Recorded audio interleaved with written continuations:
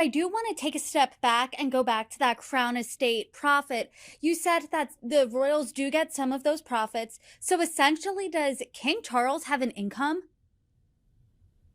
Yeah, so he actually has multiple income streams. The way the credit state works is that all of its net profit, right, goes to the treasury, and then there's something called the sovereign grant, which is equal to 25% of the net profit for the 2 years previous. So, for example, for 2023, they would get 25% of the net profit from the fiscal year of 2 years ago.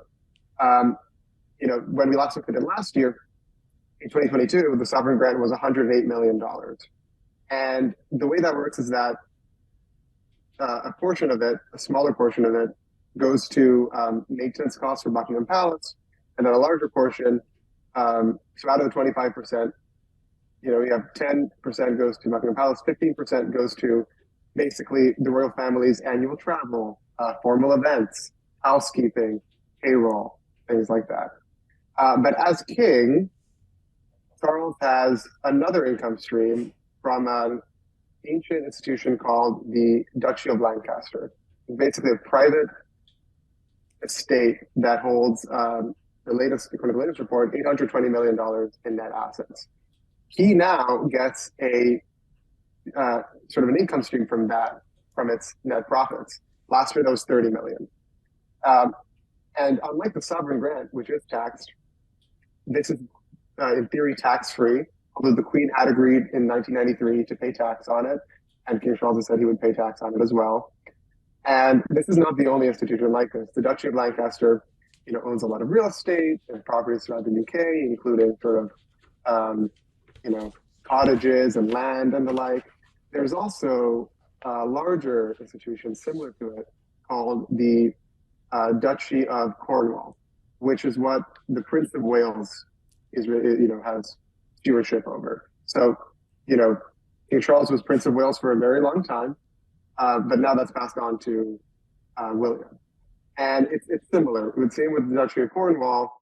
Every year, those net profits are paid out to the Prince of Wales, the Duke of Cornwall, which is now William. And actually, King Charles was instrumental in growing the Duchy of Cornwall's assets tremendously. Under his tenure, he grew it to $1.3 billion in net assets, according to last year's report. It includes more than $400 million in commercial real estate, more than 52,000 hectares of land. It's sort of a sprawling, body of properties and assets. And so he used to get an income stream from that now goes to his son William. Last year, when Charles was still prince, he earned $27 million before taxes from that. So, as you said, he learned how to build his own outrageous fortune, quoting you directly from your piece in Forbes. So, what do his personal assets look like now? So, as I mentioned before, sort of it's difficult to sort of break into uh, more specifics outside of the Balmoral and Sandringham, which are undoubtedly the most valuable. The truth is that while Charles is very good at building businesses and sort of growing the assets that he oversaw, most of his personal fortune, to our knowledge, is what he inherited from Queen Elizabeth. But that doesn't mean that he wasn't very astute beforehand. I mentioned the Duchy of Cornwall that he expanded.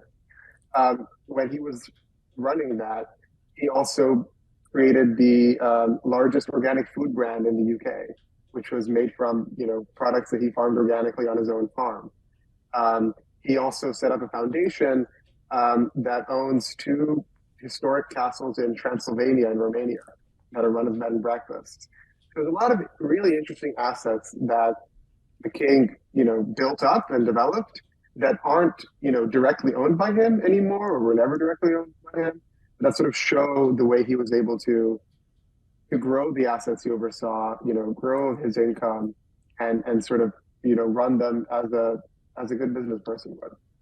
Giacomo, something you said previously in the conversation was that he's not paying taxes. And Charles now oversees $46 billion in assets, and he inherited at least 500 million, according to Forbes. He's not paying a shilling in assets for these, or a shilling in taxes for these. Is that what you're saying? So it depends on the inheritance from the queen. That's right, he did not. Basically, there is a provision um, in the tax code from the 1990s that applies only to the royals, where any property, any assets that pass from a monarch to their heir, it's tax free. So this really creates an incentive, right, for Queen Elizabeth to pass everything on to Charles, because if she passed anything on to any of her other children or grandchildren, that would have faced inheritance tax. When she passes it on to Charles, it doesn't. And her will is sealed in perpetuity. Most likely we will never be able to see her will. But that is the most logical explanation. Otherwise, they would have been, facing a very hefty tax bill. Then on those sort of income streams we talked about, the sovereign grant, and then the income from now the Duchy of Lancaster, before the Duchy of Cornwall, they don't legally have to pay tax on it, but they worked out a voluntary agreement with the British government in the 1990s, which has since been renewed, where they do pay income tax on those streams. And Charles has said he will continue abiding by that agreement that his mother had agreed to. When we're talking about everyday expenses and other things like travel, is he ever footing the bill of his own fortune, or is that all the crown? No, so most of the formal travel, right, when they go on, tours around the world or they go to visit specific places in the UK, that is paid for from that sovereign grant. And you can actually see a report of the costs of all the royals' trips. So when we looked at this last year, the most expensive one taken um, for 2021-22 was when, then Prince William and Kate, or sorry, now Prince William and Kate, got my dates mixed up there, but when they went for 9 days to Belize, Jamaica, and the Bahamas in March last year, and it all cost roughly $280,000, including the planning prior to the visit, travel costs, plane, and everything else. Giacomo, I really appreciate you coming on and breaking this down for us. Thank you. Thanks for having me.